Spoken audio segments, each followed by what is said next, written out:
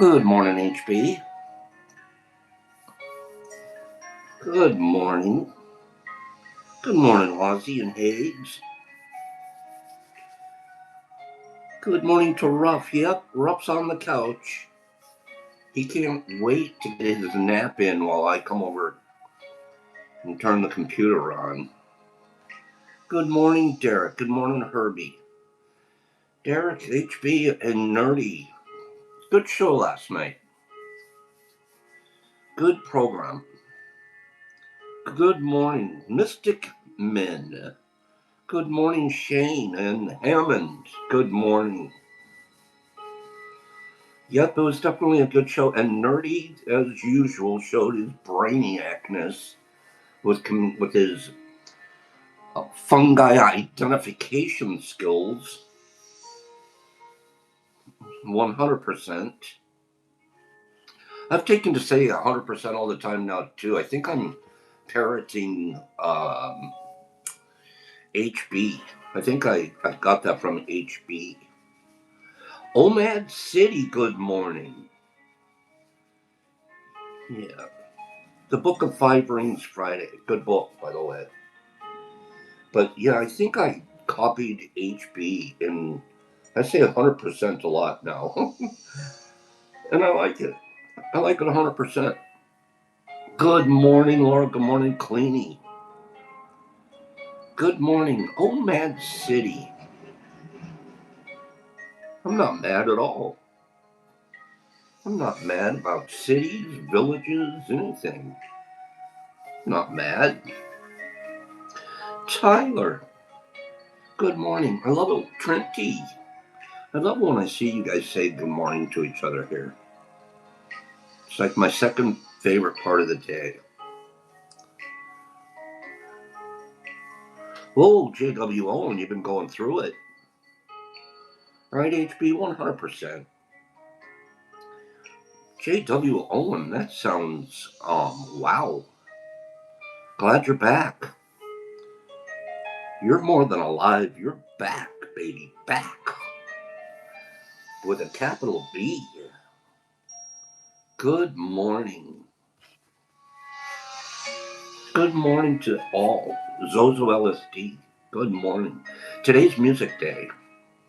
We're going to talk about some curating our playlists for when we journey. Journey being the French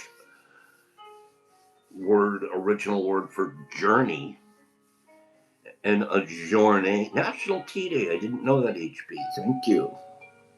A journée was the amount of distance you could travel on foot in one day. A journée. I love it. Music drives the journey. It's certainly incorporative.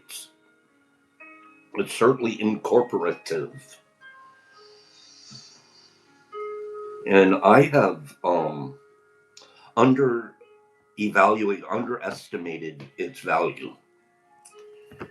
The more I read, the more I've been studying, the more I've been doing my coursework. Pops is going to have to curate a playlist one of these days, very, very soon. Now, I'm wondering, would you guys put these fellows on your playlist? I don't know. Maybe on the peak point in the middle of your playlist. Let me show you what I'm talking about. What are you talking about, Pops? You guys ready for this? A little mind-boggling. Let's see. Wait for this. Before I go with this, how many people love to see young musicians shred? Don't you love it when you see youngsters shredding the music that they're playing? Remember last week I said of all the instruments I'd want to be able to play, it'd be the guitar. How many people love to see youngsters shred? I mean, anybody shred, but it's certainly cool to see them when they're young. Don't you love it, Shane and Tyler? Tyler's at the concert right now. Shredders. So check this out.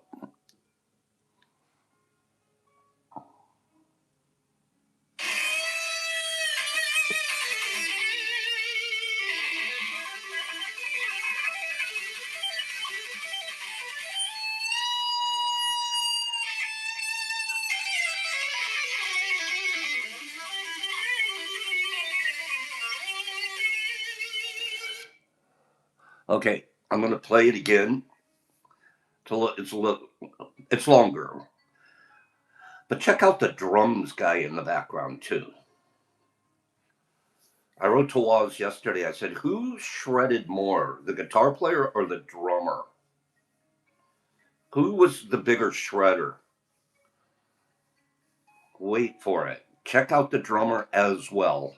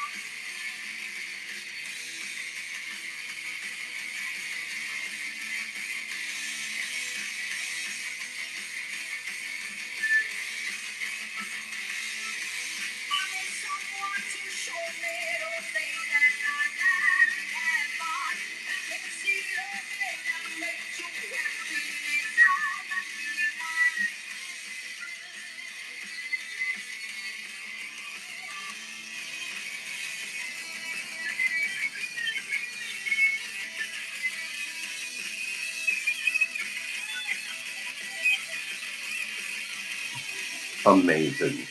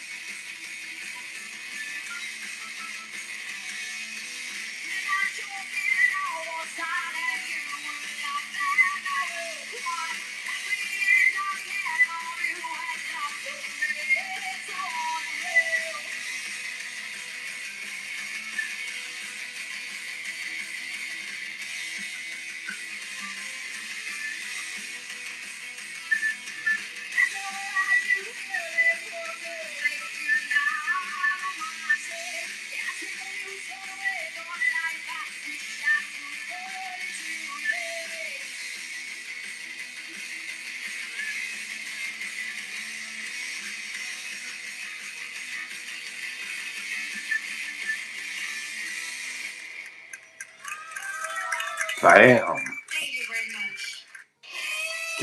Let's hear it started. Just one more time. Just to start. Look at that. Look at that.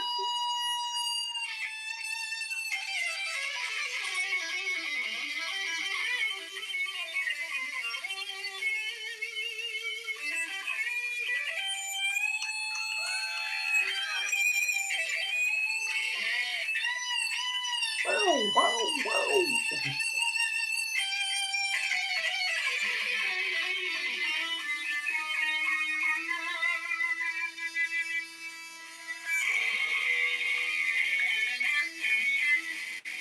All right, we're running it one more time.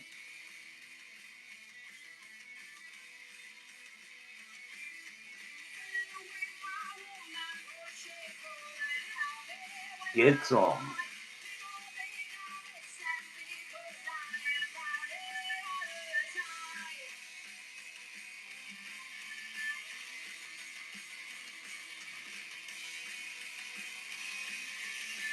I don't think so, HP, because it's not the original.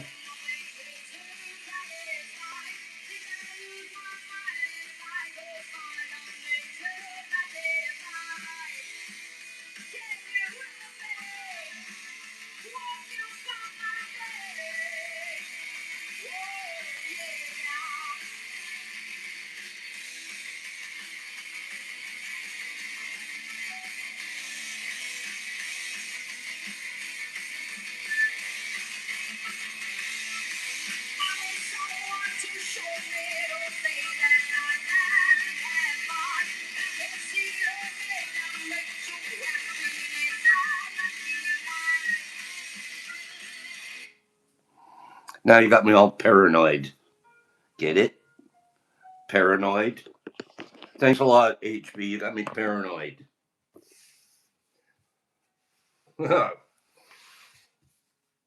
Usually they show me, like, if I am, they put a little notice, and they didn't, so I think I'm okay. But good looking out. I got a little paranoid there. Give me 5 people that thought those kids were shredding it. Dang, those guys. It's a great way to start our morning, right? Shred. The drummer's pretty good too. All of them. All of those kids are good. A little group called Ozone. Really good stuff, right? You think they practice, Nerdy? Nerdy said, I bet they practice.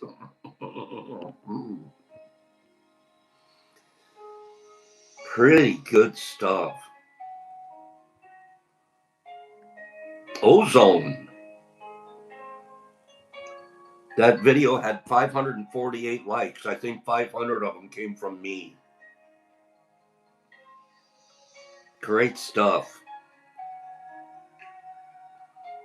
So, in honor of Jesus Christ in Australia,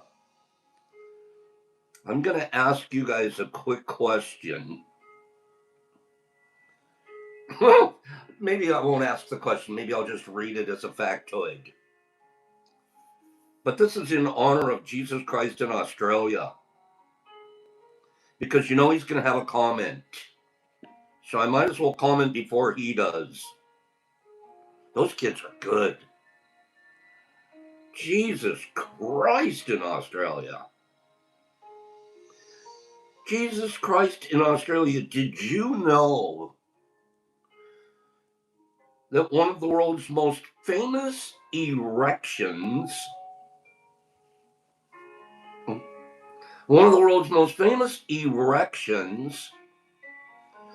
grows by 4 to 5 inches every summer?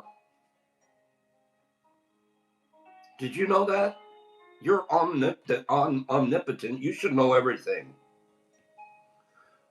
Which world famous erection grows by 4 to 5 inches every winter, every summer? What do you think? What do you think?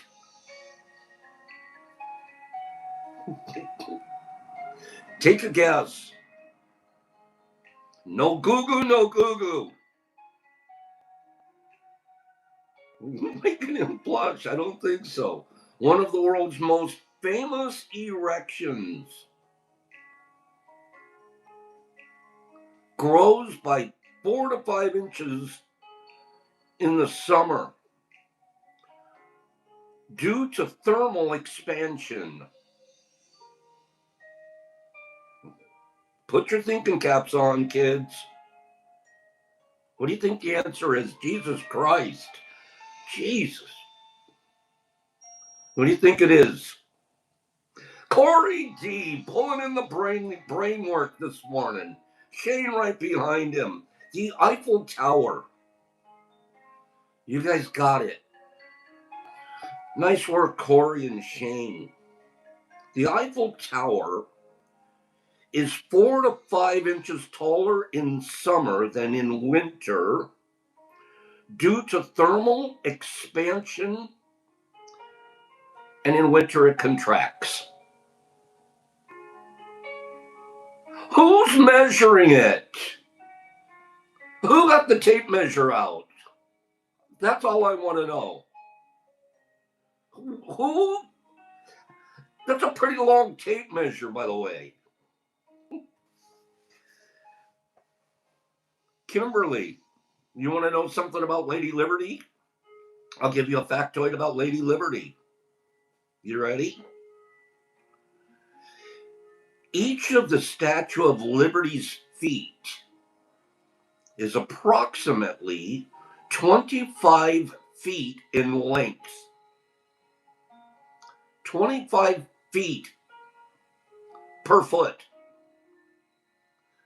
Meaning she would have a hard time finding a pair of size 879 shoes. She would need shoes size 879. God. 879 would be the size of her shoe. She has 25 foot feet. Foot. Isn't that amazing?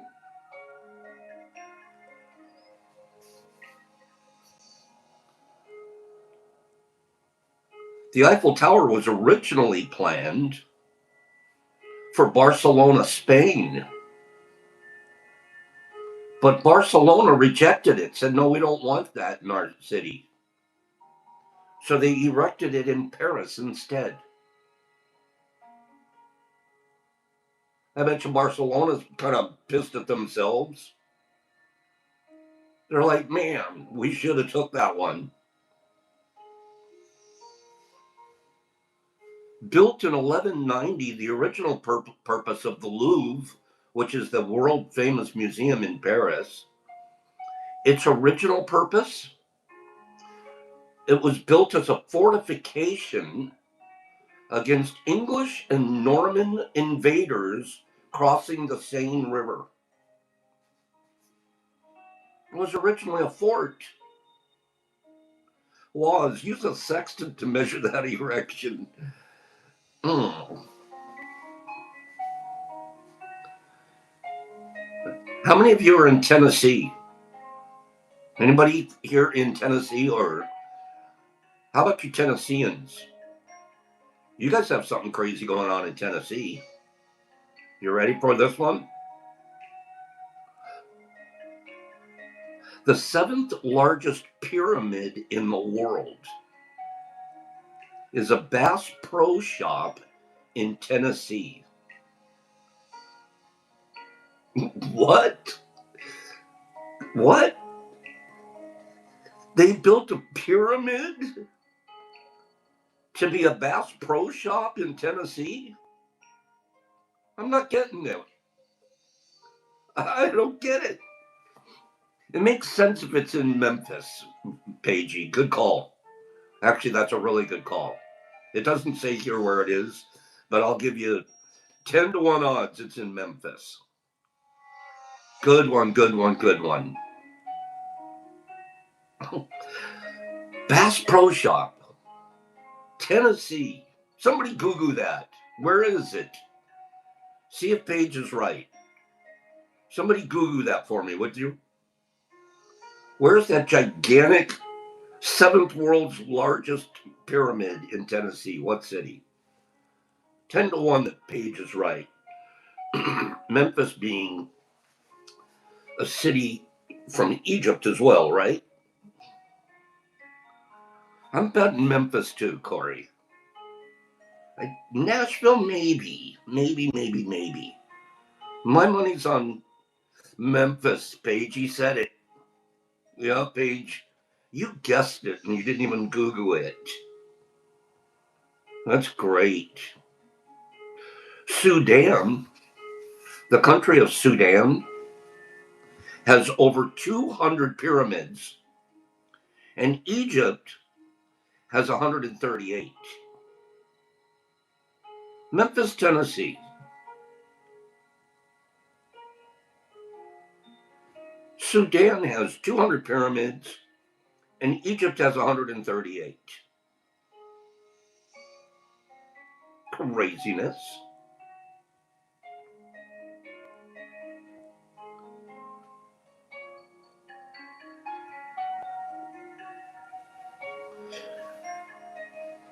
I love my Crocs, by the way. I have a pair of Crocs that I'll wear around the house. I even wear them sometimes when I go out shopping. Crocs used to be like anybody wearing Crocs was kind of goofy. Crocs have turned out to be pretty, they're relatively fashionable now. Am I right? Crocs, the foam like brand of casual footwear, was originally dreamed up by a group of friends looking for a pair of shoes that remained comfortable when wet. That's why they were called Crocs. Crocs. I wear Crocs every once in a while.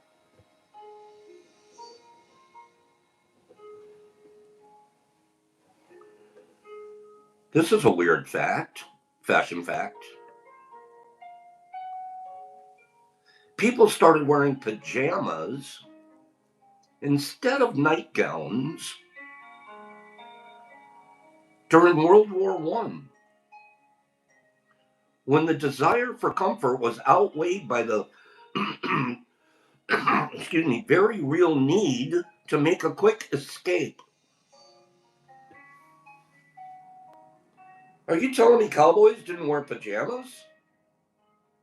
Are you telling me that they didn't start really wearing them until World War One? Pajamas? Are you serious?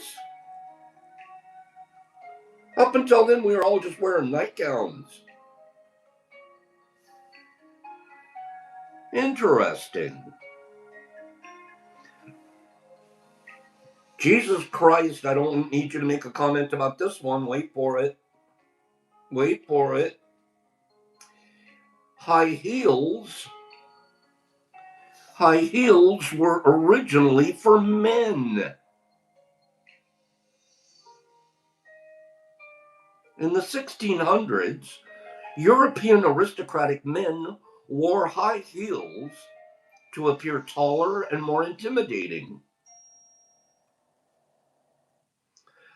A man in high heels is not intimidating me, I gotta tell you. It was also a handy way to keep feet secure in stirrups while riding horseback. Eventually, women adopted the trend, and as with most things, they made it fabulous. Things that make you go, oh, hmm.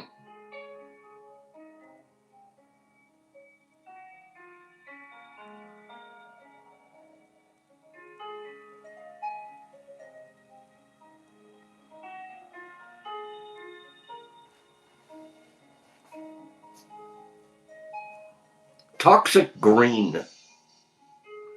Toxic, what was it? Soylent Green. Remember that movie, Soylent Green? I remember, like, they finally find out towards the end of the movie what Soylent Green was made out of. That freaked me out. Give me 5 people that remember the movie Soylent Green. Wasn't Charlton Heston in that? Didn't we not know what Soylent Green was for most of the movie? I'm having vague recall on this one. And then we find out towards the end of the movie what Soylent Green was made from. Lynette, am I correct here? Kimberly, yeah, it was made. Excuse me. It was made from. Excuse me. People. Creepy. It was, I guess the world was running out of food source or something like that. Do you remember that? It freaked me out. It was like, what? People. During the 1800s, a popular shade of green dye used in dresses, gloves, and even wallpaper was made from arsenic. Known as Paris green, it caused rashes, vomiting, and even death. But hey, at least you died in style.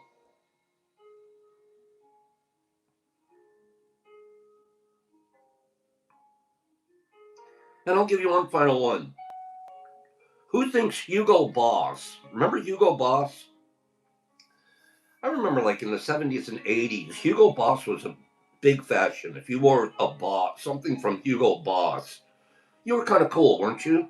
Do you guys, who remembers Hugo Boss? Give me a couple of people. People were green with envy. Do you remember Hugo Boss? I do. The name's totally ringing a bell. I feel like I wanted something made by Boss. Members only two jackets. Remember, Derek? Oh, I wanted a members only jacket so bad.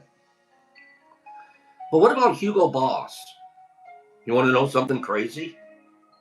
I'll tell you something about Hugo Boss. Hugo Boss designed the SS uniforms worn by the Nazis. I don't think Hugo's as cool as I used to think he was. I don't think he's that cool anymore. He was the guy that designed the SS uniforms worn by the Nazis. Hugh, get out! Paige, you've known all of these? You're so smart. You really are. You're a smart, smart lady.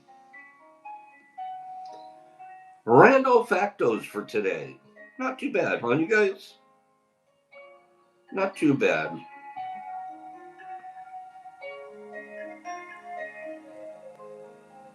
Let's get back to our article about. Excuse me. Something's in my throat this morning.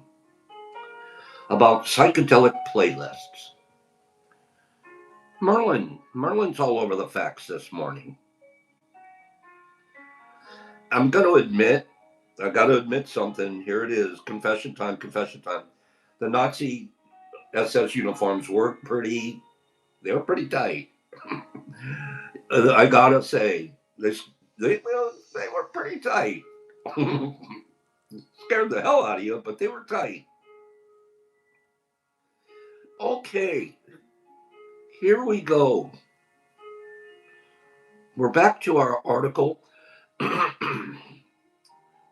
about music being incredibly important in part of a journée.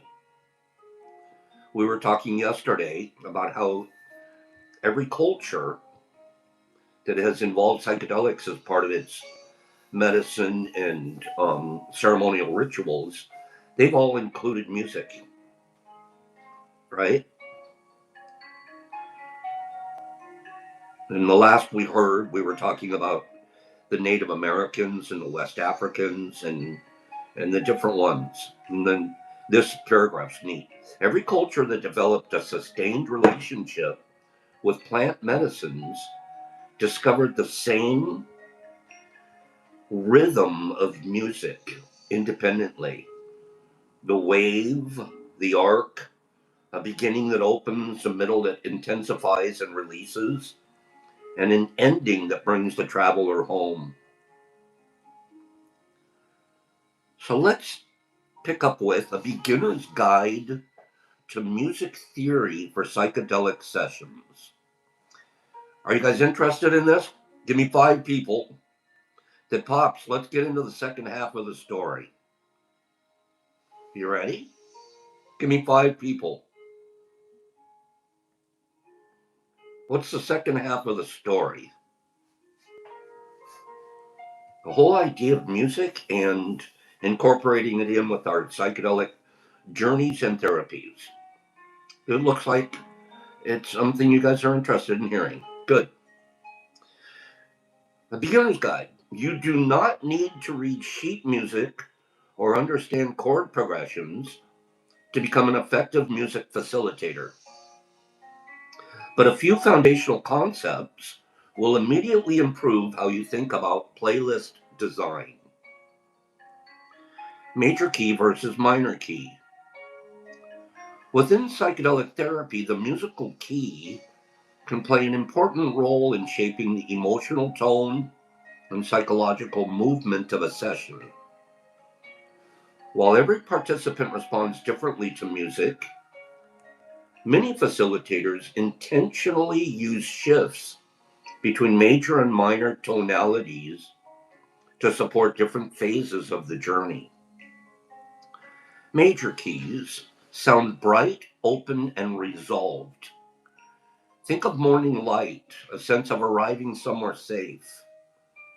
Major key music communicates to the nervous system, you are okay. There is ground beneath you, and you can open. Minor keys sound inward and deep and emotionally complex. They create a sense of interiority, the feeling of going somewhere, of moving through something. Minor music communicates, we are traveling, stay with it. When creating playlists for participants, you can think of using the major and minor keys as follows. Open with major key music, as it establishes safety and readiness before the medicine takes hold. Shift to a minor key as the journey deepens, as it supports and mirrors the inward movement of the experience. Return to the major key during the descent and landing, as it signals to the nervous system that the traveler is coming home. Rather than rigid rules, these shifts can be understood as emotional and relational cues that help support orientation, surrender, emotional processing, and eventual regrounding throughout the psychedelic experience. Tempo and beats per minute. BPM stands for beats per minute, the speed of a track. Those kids this morning, whoo, beats per minute. For psychedelic sessions, tempo functions like a pacemaker for the journey. Slow BPMs are somewhere in the neighborhood of 60 to 80 beats per minute. Grounding, meditative, and receptive, appropriate for opening and closing phases, when the client needs to settle into or return from an experience. Medium beats per minute, 80 to 110. Moving, building, emotional, propulsive. Useful during the onset and deepening phases. And then there's the higher beats per minute, 110 plus. Driving, intense, peak associated. The music of the session's climax, what carries the client through the most charged territory of the experience. David Starfire, who has designed playlists for sessions with Gabor Mate, Bessel van der Kolk, and Richard Schwartz, stressed one point specific to ketamine. For high-dose ketamine sessions, beats are not optional. Without rhythmic forward momentum, clients can fall into loops, which can lead to cycling through the same material without being able to move through it. With ketamine, especially high-dose ketamine, it's important to have beats and to have different music changing over time, he says, because that's how the journey is. For low-dose ketamine sessions in a talk therapy context, the opposite applies. No beats, ambient only, and major keys. The music should stay soft enough to support conversation. Research on music during esketamine infusions supports this distinction, finding that musical context meaningfully shapes the character of the dissociative experience rather than merely accompanying it. Key-based playlist sequencing. The circle of the fifths.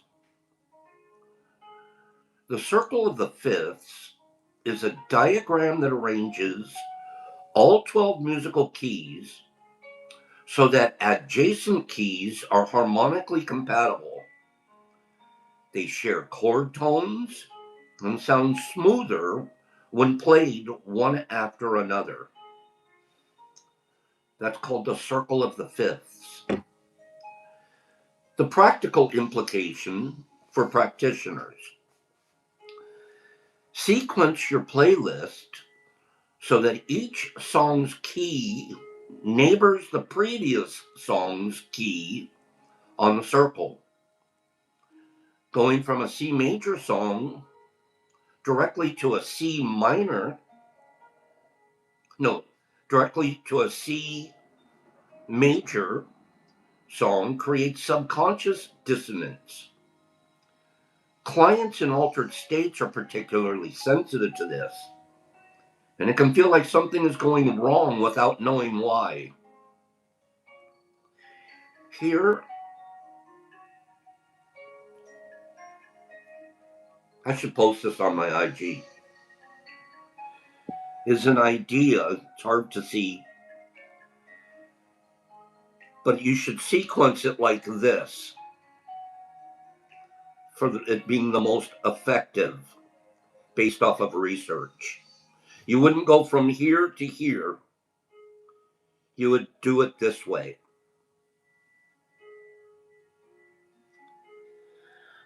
C to a G to a D to an A to an E to a B, etc. Free circle of fifth charts are widely available online. Combined with free key detection software like Mixed In Key Live, which identifies the key and the beats per minute of any track playing on your computer in real time. Let me give that to you guys again. There's a software for those of you that are really going to make an effective playlist. Look for the software called Mixed In Key Live. And it will tell you the music that you're playing, what key you're hearing, and how many beats per minute of any track that's playing on your computer. Mixed In Key Live. Corey just wrote it down there. This gives any practitioner, regardless of musical training, the ability to build playlists that flow harmonically from beginning to end. That's a very valuable thing. That's something I'm going to have to look into. Track length and scene changes. Aim for tracks of 5 to 7 minutes. Each track functions like a scene in a film. When the music shifts, the client moves to the next scene. That micro transition, a small opening, a moment of reorientation, is what prevents looping and keeps the experience moving forward. Let me say that again. When the music shifts, the client moves to the next scene, or the journeyer. That micro transition, a small opening, a moment of reorientation, is what prevents looping and keeps the experience moving forward. Tracks that are too short can be jarring. Tracks that are too long can trap a client in a particular emotional space past the point of productive engagement. 5 to 7 minutes is the practical sweet spot. I'm going to segue here for one quick second. I remember I wasn't on a journey, but we were definitely smoking a lot of pot back in the day. This is in the 70s, and a carload of us fellas, 4 or 5, I think 4 of us, were in a car, and we were heading up north to visit the redwood forest. And we're high as kites, smoking. I mean, I'm sure our car looked just like a Cheech and Chong with the smoke coming out the back. And back in the day, the best weed you could get was Acapulco Gold. Anybody remember Acapulco Gold? I mean, most of us were smoking Colombian dirtweed, but we had Acapulco Gold, and then they also had Thai sticks. Oh, if you could get Thai weed, woo, you'd catch yourself some stuff, right? Yeah, Kimberly, we were hotboxing. And do you guys give me a couple of people that remember Acapulco Gold? And it really was gold, like when you looked at the weed. And then the Thai weed, a stick, and it was tied, weed was tied on. It looked like a little pot sticker. Oh my goodness. Now I'm pretty sure weed today is better than it was back then. I don't know. I'm hearing, but those were the two big ones if we could get your hands on them. Is that right, HB? We've ruined the genetic sense. Makes sense. Anyways, I'll remember this forever. One of the we had a playlist, of course, in the car. Am I right? We had a playlist, and different guys are bringing, and oh, here's the crack up about it: 8 track. I'm aging myself now. Remember you remember the 8 track, and you'd have your 8 track cassette, and the 8 track was hanging off of the bottom of your dashboard, and it's bouncing as you're driving. Remember that?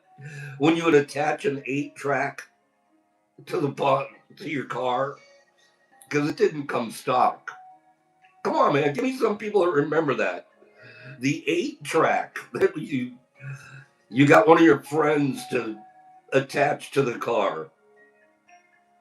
So we're 8 tracking it up to the redwood forest, and each of us can bring our own cassette of your favorite music, and we're banging to this music. And I used to, I loved Hager 8 track for the win, and I loved Crosby, Stills, Nash and Young. Those were my guys. So I always had a CSNY 8 track. Well, my one friend, he brought the song Indigata Davida. Do you remember that song? Indigata Gavita. I might probably say it wrong. Indigata Gavita. Remind me who played that. Remind me who was the artist for in what group? Indigata Gavita. Iron Butterfly. Queenie, you're all over it. Iron Butterfly. World's longest song. World's longest song. I'm high as a kite. I can't wait for the song to end. Way too long. With way too long. And I was like, now I'm getting a headache.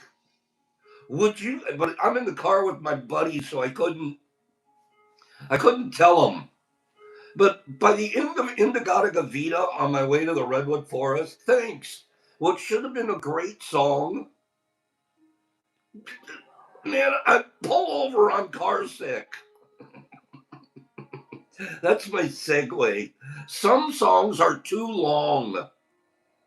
All right, it's a good song for first 87 minutes.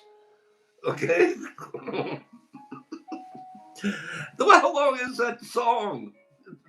Like it's a 15 minute. Tell the truth. It was 15 minutes long.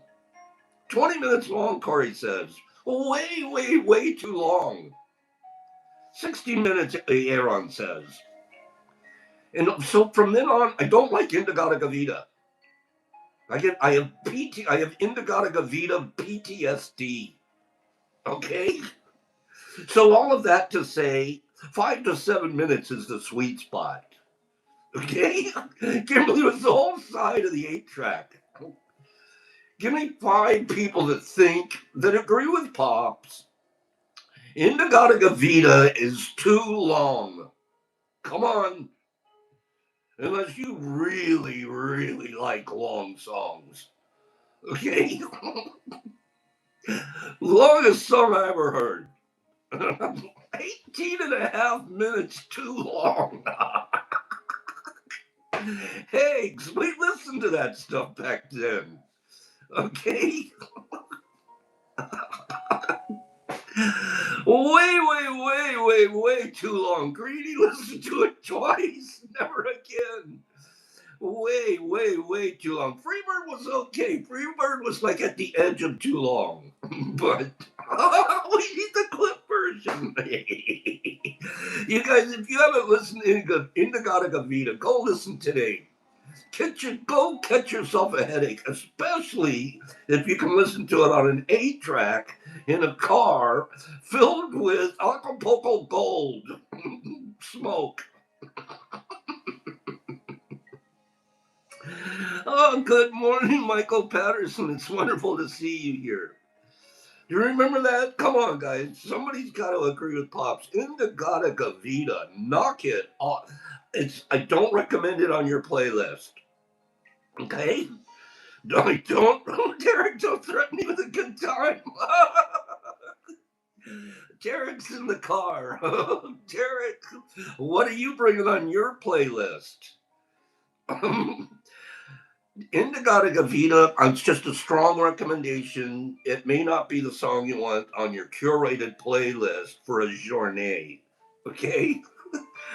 I literally PTSD over that song. I can't even listen to it. I get a headache in the first 30 seconds now. You know, the radio shortened version. Isn't it nice to see Michael P this morning, you guys? Transition between tracks matter as much as the tracks themselves. If you use Spotify, you can use Spotify's cross-fade feature, but there are limitations. For example, if you want to switch a track early and hit the next button, the transition doesn't do a crossfade, and it can be jarring with the abrupt change. It is better to own the audio files and use a DJ software like Mix. Okay, thanks. I couldn't understand. My brother-in-law was obsessed with that song.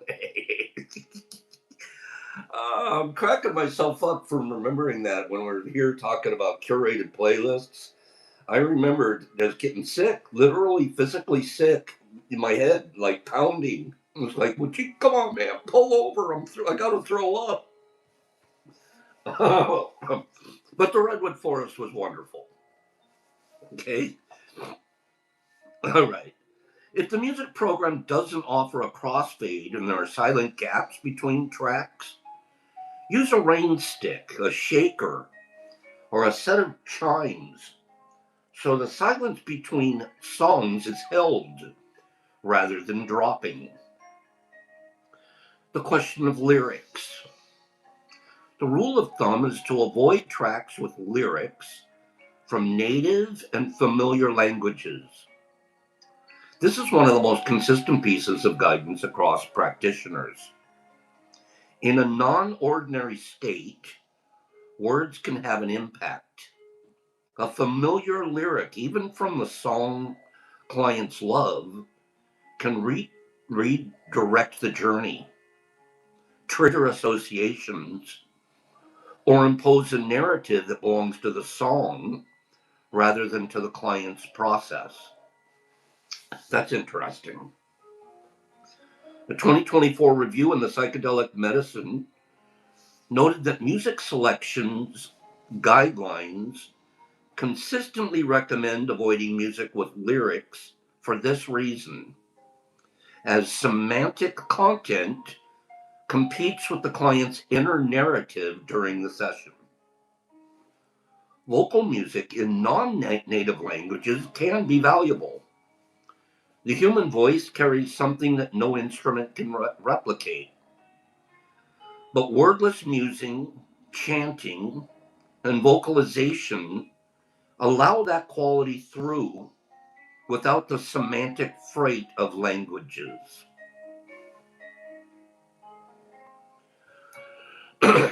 Curating a playlist, a framework for beginners. The session arc, drawn from both indigenous traditions and contemporary clinical practice, looks like this. Number one, preparation. This is with the arrival. The music should help the person settle into the space and slowly let go of the outside world. Avoid anything too rhythmic or emotionally demanding. The feeling is less we are starting and more something is beginning to open.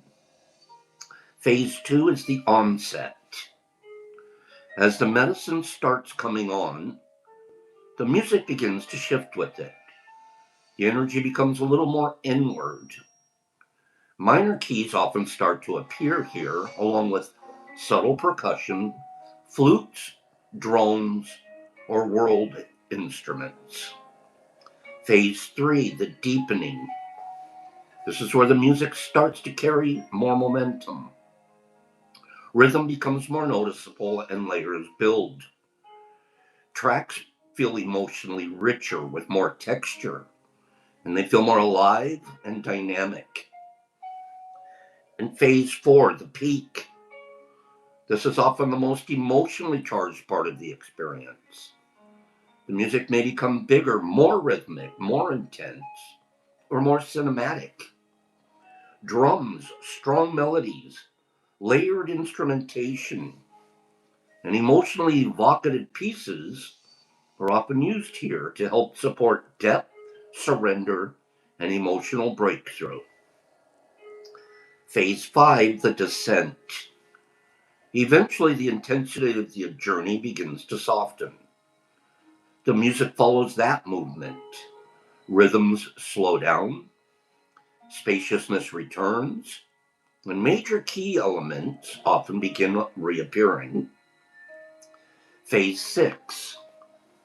The phase is gentle, warm, and grounding. Soft melodies, light vocals, acoustic textures, and calming ambient pieces can help create a sense of safety and return. Phase 7, integration. As the session transitions into conversation and reflection, the music moves into the background. Quiet, quiet ambient tracks without strong beats, dramatic emotional shifts, or distracting vocals tend to work best. So creating a playlist can seem like a daunting task. Where and how do you start? Most practitioners can understand the framework, but they don't know how to find that music which fits into each phase. Try not to think of creating a playlist as a task, but rather as a practice that develops over time through intentional listening. And with intentional listening, listen to as much diverse music as possible.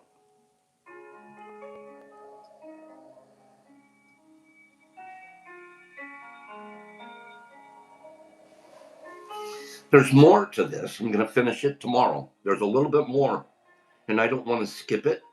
So it looks like it's going to be a three-part article. Are you guys enjoying this article so far? We talked yesterday about why it's important to put music into your journeys, and from a very clinical perspective, and they've studied this to find out that you have a more effective journey. Today we talked about how you can curate playlists, and tomorrow we're going to talk some more about where to find and how to actually put your playlist together. Okay? I think it's a great subject. We're doing great to be able to discuss something literally that important. Today we're going to talk, for our reading to close out the day, we're going to talk about the power of silence. That's one thing that I'm learning in my life. Remember, I told you a few days ago about the fellow that's sending me gross videos? And for me, my power is silence. Michael Patterson, you would know music is life. You're a very accomplished musician. Thank you, Sam. It really is a good topic to learn more. We'll close the week out tomorrow with finishing up on that music article. Okay? Once you've matured, you realize silence is more powerful than proving a point. A fool is known by his speech, and a wise man by silence. Silence is wisdom, where speaking is folly. Silence is the language of God. All else is a poor translation. Rumi said that. Here's a great quote. A wise man once said, nothing. Ooh. Ooh, I like that one. Silence is the beginning of wisdom. Time and silence are the most luxurious things today. Time and silence are the most luxurious things today. Silence is true wisdom's best reply.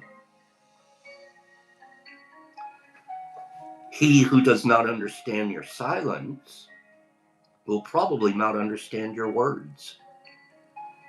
I like that one. Silence is often misinterpreted, but it's never misquoted. Wise souls speak loudly in silence.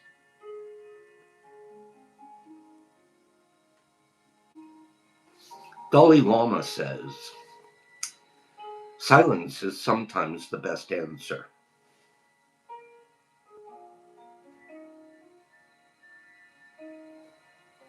Silence isn't empty. It's full of answers.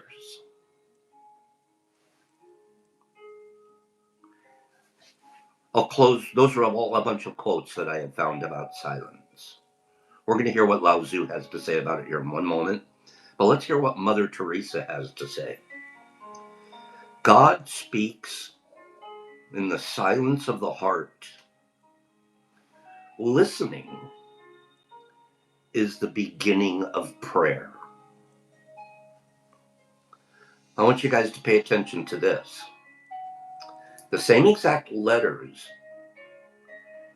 that spell silent, rearrange them, same letters, and it spells listen.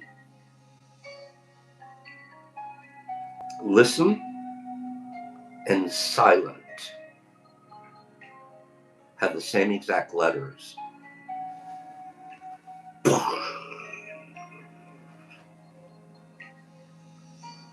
I love that one. I'm holding on to that one.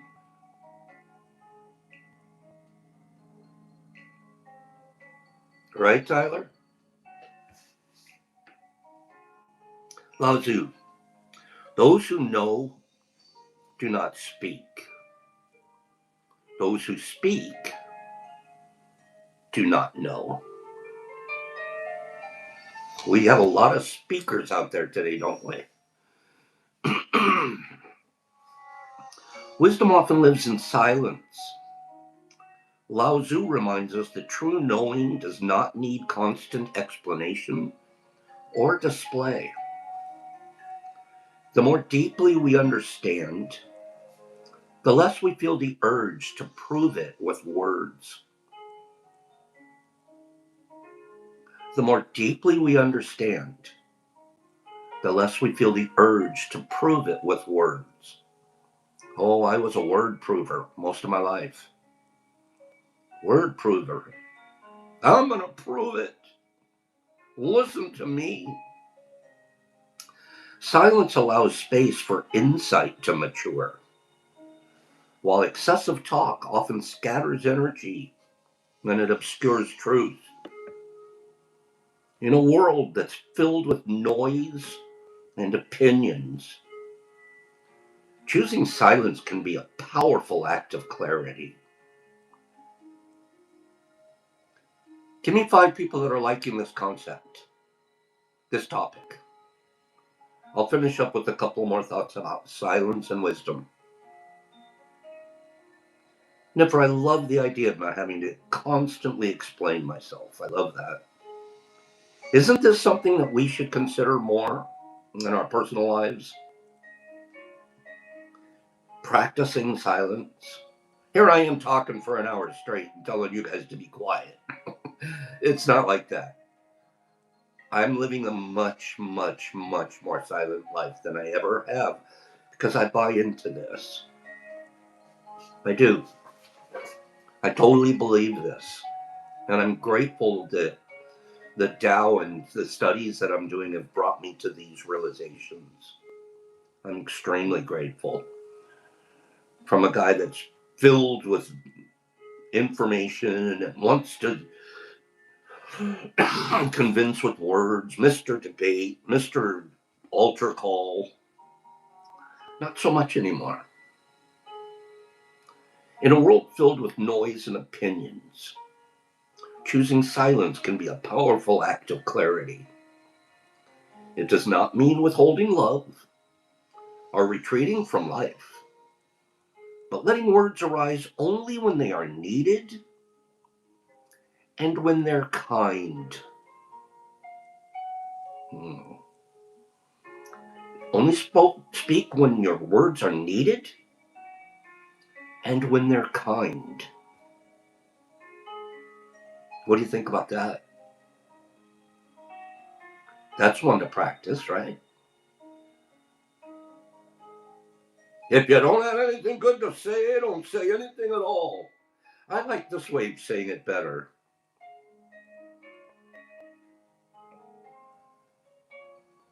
Letting words arise only when they are needed and kind. When we honor silence, we become better listeners. We become more present in our interactions. And we're more attuned to the subtler rhythms of nature.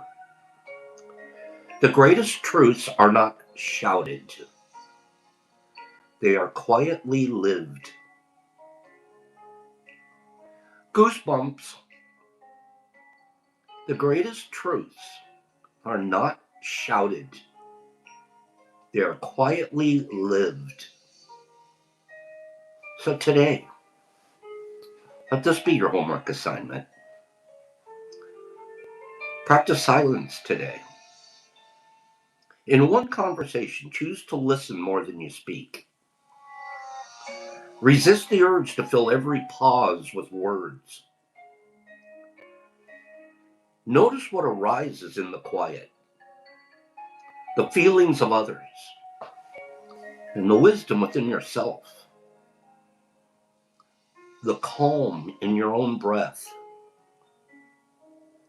Let silence become your teacher and your guide. Lao Tzu. Those who know do not speak.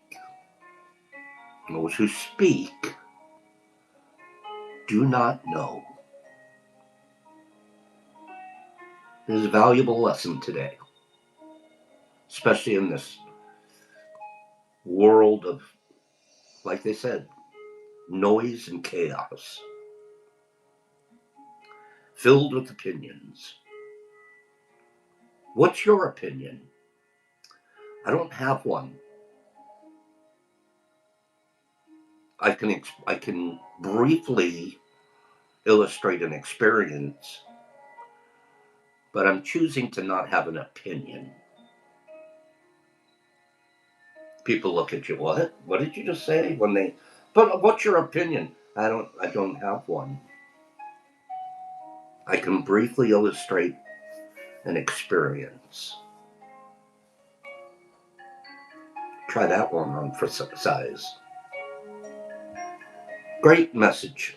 I hope you guys, I'm saying it, but you guys should be saying it. Good message today? Silence speaks. Good message? Give me a couple of people. Give me some affirmation. Is it clicking? Aren't we learning? Aren't we figuring it out here, Derek? Derek's a quiet guy. Derek's pretty darn quiet. I've noticed that. He doesn't have to fill every moment with words. Yeah, I love it. And here I am talking for an hour and 10 minutes straight. I hope you think I'm not just filling the void with words, but I really mean what I say. And then I practice. Not perfectly, but I practice. And this is one of the things I'm practicing in my personal life. A whole lot less words today.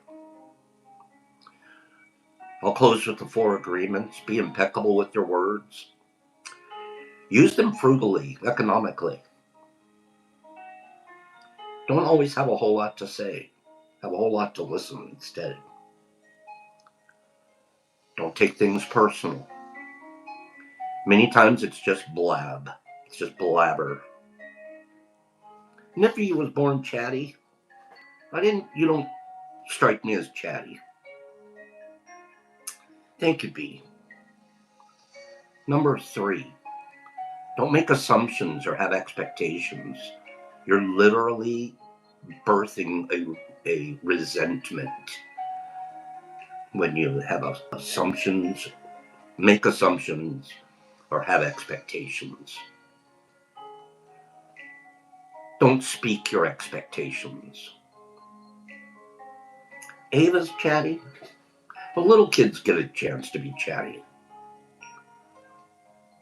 It's hard to. We were taught, don't speak unless spoken to. Remember that? Don't speak unless spoken to. And in our family, they meant it. My dad meant it. He meant shut up.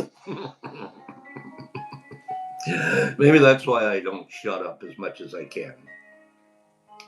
And 4th, HP's already told us, do your best. Kim, us teachers tend to be chatty. We tend to talk a lot. And then trained debater. Get out of here, you guys. I want you to have a wonderful day. I hope your day's as wonderful as this morning has been. I really do. It's been wonderful to see Michael Patterson. I miss my friend. Love to see my friend again soon. And listen to his beautiful music. You guys have a wonderful day today. A more quiet day than usual. See how it works for you today. Right? So make a comment here so I can say goodbye to you. I'll scroll out those of you that are commenting. Okay? And back to Indigata Gavita, that is not a silent song. It goes on forever and ever and ever. A perfect example of too much. Okay? Got a headache from that. Have a great day, you guys. Let me scroll my besties out of here. I love you guys, and I have enormous gratitude that you decided to spend your time here together. and that we're learning and growing together as well. Enormously grateful. Merlin's back. It was nice to see Merlin. Tyler and HB. Really doing it out there. Herbie on Werby. Good morning, Herbs. And Niffy. I gotta love me some chatty Niffy.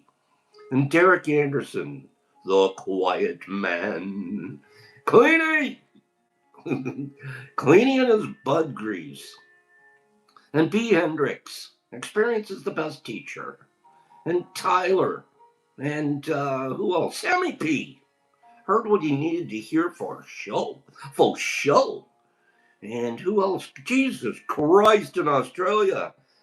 Once in a while, you really want that guy to be silent. Kidding you.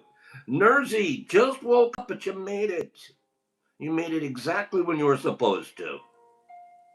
And Mello Jamaicaman. I love Mello's accent. Pidgey. There's my Pidgster. I love Pidge. Showing up your brains this morning. Ray Cookie. Cooking them up. Leroy. Good morning, Coach. Baked anything lately, Coach? Zozo LSD. And Trenty, the Trenty Trenterson. Pretty quiet guy right there. Cyber Jolie, good morning, Sidey. And who else? Kimberly. Love me some International Kindness Ambassador. Derek Anderson. Choosing to have an amazing day and kindness and do the right thing. Man, you sound like a preacher. Lynette. And who else? Hammond. Nice to see you, Hammond. Very nice. Who else? Viggy, you have a fabulous day. Stay cool out there in Vegas. Who else is here? Who else can I scroll out and say goodbye to? Wazzy, when Waz and I are around, we're not that silent. We're trying to crack each other up, and it works. Hags, a pretty silent guy right there. You just look at him and go, I think this guy's probably pretty sharp. Snap you, Haggy. Snap you, buddy. Who else? Have a happy National Tea Day. HP's reminding us. Pops, peace, love, goodness, kindness. Silence more. Fewer words. And the words that we do speak, have them mean something and be kind. Pops out.